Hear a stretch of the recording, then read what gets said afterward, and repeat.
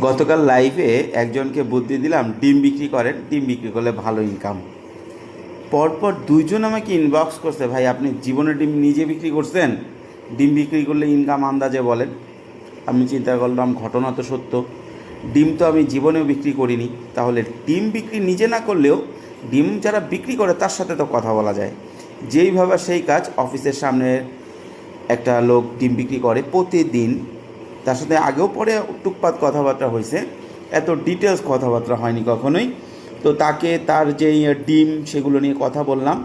সে দুই রকমের ডিম বিক্রি করে, হাঁসের ডিম এবং মুরগির ডিম, এবং মাঝে মধ্যে দেশি মুরগির ডিম নিয়ে আসে। এবং সেই ডিম আবার দুই রকম, একটা হচ্ছে আপনার হাফ বয়েল, একটা হচ্ছে ফুল বয়েল, এবং এটাতে হালকা করে একটা সালাদ দিয়ে দেয়। আপনার ফার্মের মুরগির যে ডিম সেটা বিক্রি করে 20 টাকা করে, হাঁসের মুরগির ডিম বিক্রি করে হচ্ছে আপনার 30 টাকা করে।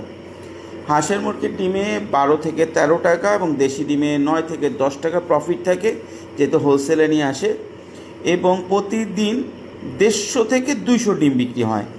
হিসাব করলে দেখা যায় 50 থেকে 60 হাজার টাকা মাস এসে ইনকাম করে, আলহামদুলিল্লাহ।